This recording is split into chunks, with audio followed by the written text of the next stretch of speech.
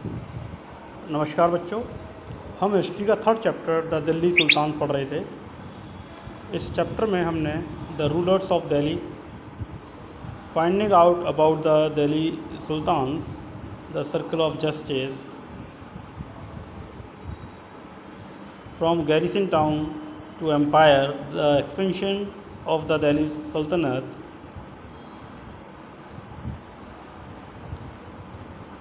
The मस्जिद तक पढ़ लिया था। आज बेटा हम a closer look administration and the consolidation under the Khilji and Tughlaq से स्टार्ट करेंगे। ध्यान देंगे, administration and consolidation under the Khilji and Tughlaq. The early kings of Delhi Sultanate appointed their special slaves for military services called badanga in Persian language to consolidate their kingdom. The slaves were carefully trained and they were totally dependent upon their master and were trustworthy to sultan. देखिए, जो दिल्ली सल्तनत है उसके extension के लिए बहुत सारे जो ऑफिसर्स की, सूबेदार्स की, जनरल्स की, एडमिनिस्ट्रेशन की ज़रूरत थी। तो शुरुआती टाइम पर क्या हुआ कि ये जो शासक थे, इन्होंने जो स्लेव होते हैं ना, गुलाम, फ़ारसी में उन्हें बदंगा कहा जाता है, उनको ये मिलिट्री सर्विसेज के लिए उनको ख़रीदा जाता था उस समय, पुराने टाइम पे गुलामों को। ठीक है, तो इनको बहुत ही इम्पॉर्टेंट जो पॉलिटिकल जो पद होते हैं उन पर रखा जाता था, लेकिन उन पर रखने से पहले इन्हें बहुत ही केयरफुली इन्हें ट्रेंड किया जाता था, क्योंकि ये पूरी तरह से अपने ओनर पर, अपने मास्टर पर डिपेंड होते थे। तो इसलिए जो सुल्तान है वो उन पर ट्रस्ट कर सकता था और वो भी इन पर डिपेंड कर सकता था। आगे बढ़ेंगे।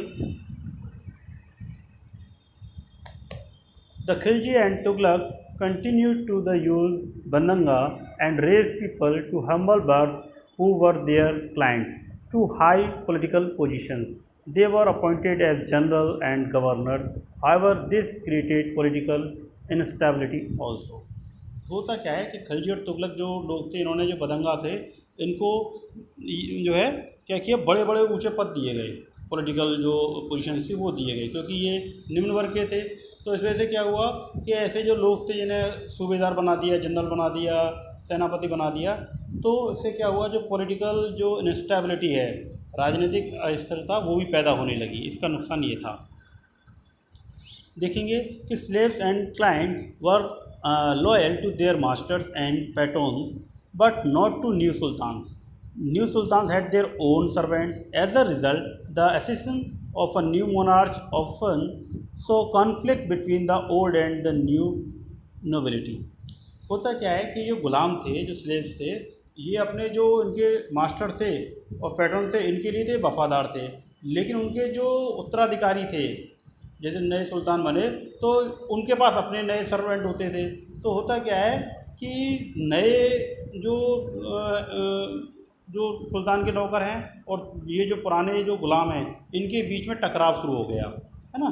तो सुल्तान क्या करता था, जो निचले तबके के लोग थे तो उनको वो अलाउ नहीं करता था, तो इनमें बीच में कॉन्फ्लिक्ट शुरू हो गया। तो इसी तरह से हम देखेंगे कि नए और पुराने जो गुलाम थे और जो सर्वेंट थे, आपस में उनके टकराव की स्थिति से प्रशासन करना थोड़ा मुश्किल हो रहा था। सो the patronage of these humble people by the Delhi Sultan shocked many elite and their authors of Persian Tuareg, criticized by Delhi Sultan for appointing the low and base-born to high offices. यानी कि देखिए, जो लेखक थे, फारसी लेखक, उन्होंने भी इसके बारे में लिखा। उन्होंने बताया कि जो दिल्ली के सुल्तान थे, जिन्होंने गुलामों को ऊंचे पद दिए थे, उनकी उन्होंने क्रिटिसाइज़ भी किया और उनकी आलोचना भी की। आगे देखेंगे law and order. Like the earlier sultan, the Khilji and Tughlaq kings appointed military commanders as governor to territories of different sizes. These territories were called iqta and their holder was called iqtadar और मुक्ति. देखिए, जो सुल्तान थे, जैसे तुगलक हो गए या खिलजी हो गए, इन्होंने क्या किया, अपने अलग अलग जो कमांडर्स थे उनको अलग अलग साइज़ के हिसाब से इलाके के सूबेदार के रूप में उन्हें अपॉइंट किया, और उन इलाकों को क्या बोलते थे, ये एकता। ठीक है। और यहाँ पर जो अधिकारी होते थे जिनको अपॉइंट किया था, उन्हें इक्तेदार या मुक्ति कहते थे। तो मुक्ति के काफ़ी सारे काम थे, उनके बारे में आपको बता दूं कि the duty of the muqti was to lead military campaigns and maintain law and order in their iqtas. In return of their military services, the Muktis collected the revenue of their assignments as salary. They also paid their soldiers from these collected revenues. होता क्या है कि अब इनके arrangement किया गया, अपनी जो मिलिट्री जो सर्विसेज हैं उसके बदले में अब इनको क्या था कि वेतन के रूप में जो मुक्ति थे उनको क्या किया, जो इलाके दिए गए थे वहाँ से रेवेन्यू कलेक्ट करने पड़ता था। तो रेवेन्यू से जो भी पैसा मिलता था उससे वहाँ के जो सोल्जर्स होते थे, सैनिक होते थे, उन्हें वो सैलरी देते थे। इसके अलावा मुक्ति लोग वहाँ लोगों पर क्या था, वहाँ पर सबसे इन पर कंट्रोल करने का एक तरीका ये था कि उनको ये जो पद है इसको वंशानुगत ना बनाकर, इसको होता क्या था कि जो एकते थे ना, तो वो कुछ कुछ समय के लिए दिए जाते थे, उसके बाद उनका ट्रांसफ़र कर देते थे। ऐसे ही जो सुल्तान थे अलाउद्दीन खिलजी और मोहम्मद तुगलक, तो उन्होंने क्या किया, ये जो सर्विसेज थी इन्हें काफ़ी कड़ाई से इनके नियम बनाए और उनका सख्ती से पालन होता था, यानी कि ट्रांसफरेबल था ये मुक्ति का काम।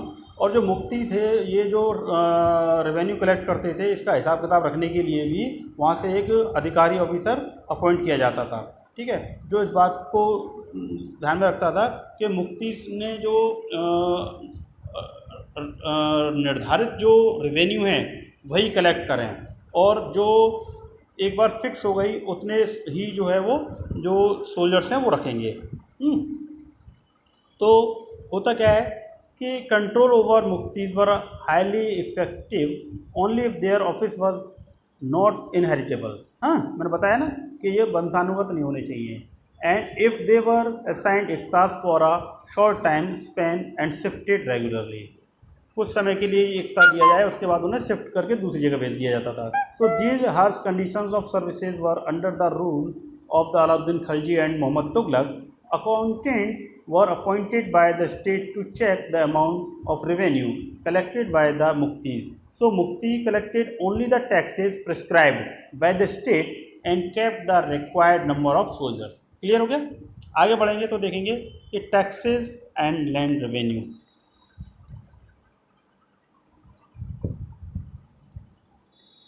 Under Alauddin Khilji, the state brought the assessment and collection of land revenue under its own control. The rights of the local chieftain to levy taxes were cancelled and they were forced to pay taxes. जो अलाउद्दीन खिलजी था उसने क्या किया कि जो revenue collect करने का जो काम था उसको अपने हाथों में ले लिया। तो वहाँ पर पहले जो अमीर लोग थे, ज़मींदार थे, वो उनको अपने आगे झुका दिया, और अलाउद्दीन खिलजी ने क्या किया कि जो रेवेन्यू, लैंड रेवेन्यू, जो टैक्सेस हैं उनको जो है निर्धारित किया और उसको कलेक्ट करने का काम अपने नियंत्रण में ले लिया, अपने कंट्रोल में ले लिया। तो जो लोकल जो चीफ मैन थे उनसे ये कर लगाने का या लगान वसूल करने का जो अधिकार है वो छीन लिया गया, और उन्हें ये भी मजबूर किया गया कि वो स्वयं भी कर चुकाएँ, स्वयं भी उन्हें टैक्स दें। तो इसने क्या किया कि जो ज़मीन थी उसको पूरा मेज़रमेंट किया बहुत ही केयरफुली, और जो पुराने जो लैंडलॉर्ड्स थे उनको भी क्या किया कि कुछ को रेवेन्यू कलेक्ट करने के लिए उस जो है नौकरी पर रख लिया।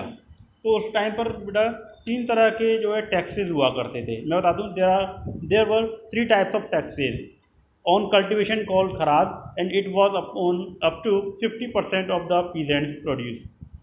जो खराज था वो कल्टीवेशन के लिए कर लगाया जाता था, और ये जो पीजेंट है, किसान है, उसकी फसल का लगभग 50% होता था। दूसरा ऑन कैटल्स, और तीसरा ऑन हाउसेज, यानी पशुओं पर और घरों पर कर लगता था। आगे बढ़ेंगे। रूल इन डिस्टेंट एरियाज़, जो डिस्टेंट एरियाज़ थे उन पर क्या था मैं बताऊँ आपको।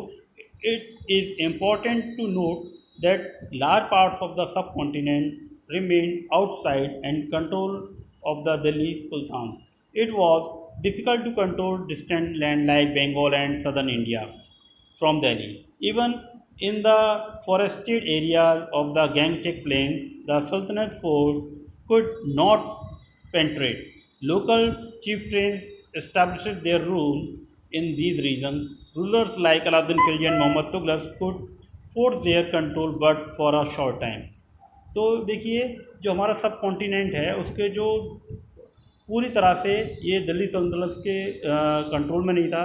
जो दूर के इलाके थे जैसे बंगाल हो गया या साउथ इंडिया हो गया, तो यहाँ से दिल्ली से उन्हें कंट्रोल करना मुश्किल था।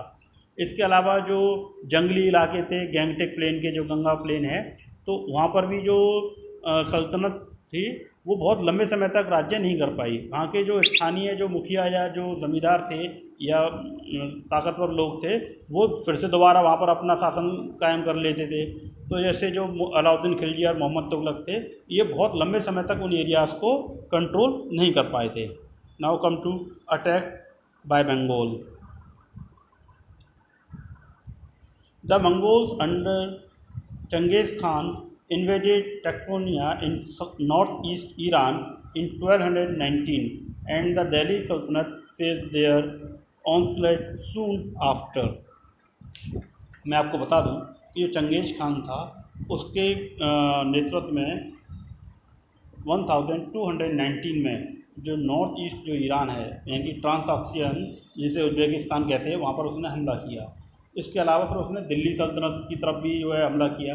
तो अलाउद्दीन खिलजी और मोहम्मद तुगलक के टाइम पर मंगोलों से अक्सर झड़प हुआ करती थी, वो अक्सर अटैक किया करते थे। इस तरह से इन्होंने जो है मजबूर हो गए।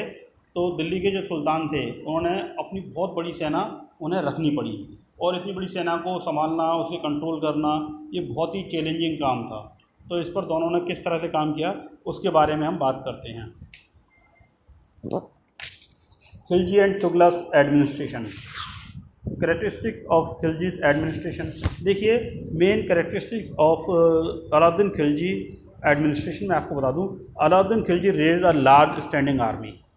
उसने जो है एक बहुत बड़ी सेना उसने खड़ी की। And to feed the soldiers 50% of the peasant field were fixed as tax. इसकी बड़ी सेना को भोजन या खाने पीने की चीज़ें देने के लिए वहाँ के आसपास इलाकों में जो खेती होती तो उस खेती का किसानों को 50% टैक्स के रूप में देना पड़ता था। इसके अलावा prices of goods in Delhi were fixed and control by the king. Soldiers could satisfy their daily needs bye there salaries. यानी कि वहाँ के जो व्यापारी हैं वो महंगी चीज़ें ना करें, उसके लिए सुल्तान ने क्या किया कि उन पर नियंत्रण किया और उन्हें फिक्स कर दिया ताकि ऊंची कीमत पर ना हो चीज़ें। और जो सोल्जर्स होते थे वो अपनी ज़रूरत का सामान अपनी सैलरी से ही खरीदा करते थे, जो वेतन मिलता था उससे ही सामान खरीदा करते थे। And Alauddin successfully withstood the threat of Mongol invention. मंगोलों के आक्रमण का बहुत ही सफलतापूर्वक इसने सामना किया अलाउद्दीन खिलजी ने। और इसने क्या है कि क्या किया कि he constructed a new garrison town Siri. तो इसने एक न्यू गैरिसन टाउन सीरी में भी उसने बनवाया। इसके अलावा हम बात करेंगे मोहम्मद तुगलक की। तो कैरेक्टरिस्टिक्स ऑफ तुगलक एडमिनिस्ट्रेशन में जब हम आएंगे तो देखेंगे main characteristics of Mohammad Tughlaq administration. Mohammad Tughlaq raised a strong large standing army. इसने भी बहुत बड़ी सेना खड़ी की। And to maintain large armies he levied additional taxes. इतनी बड़ी सेना को संभालने के लिए, कंट्रोल करने के लिए उसने बहुत सारे टैक्सेस लगाए। And he introduced token currency which made out of cheap metal and this cheap currency could be imitated easily. उसने क्या किया कि टोकन करेंसी शुरू की। टोकन करेंसी कैसी, जो सस्ते जो धातु होते हैं ना, चीप मेटल्स, उनसे बनाई जाती थी। लेकिन ये चीप जो करेंसी थी इसके जो है जाली करेंसी भी उस समय छपती थी। So all these administrative measures taken by Mohammad Tughlaq were a failure. इसके अलावा he establish a new capital of Daulatabad in south. तो दौलताबाद में जो लोग थे उनको उसने शिफ्ट किया। शिफ्ट कैसे किया वो मैं आपको बता दूं कि ये जो गैरिसन टाउन बनाने के लिए दिल्ली के जो 4 शहर थे ना, उनमें सबसे जो पुराना था दिल्ली कोना, वहाँ पर जो लोग रहते थे वहाँ से उनको खाली करवा के कहाँ भेज दिया, उन्हें भेज दिया दौलताबाद। और वहाँ पर एक नई छावनी बन गई। ठीक है।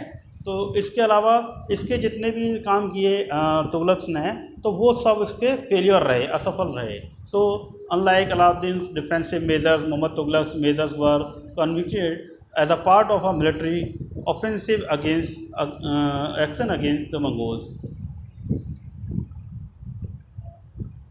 तो बेटा ये आपका चैप्टर था, इस चैप्टर को आप अच्छे से रीड कर लेना। अगली क्लास में हम इस चैप्टर की एक्सरसाइज करेंगे। Thank you.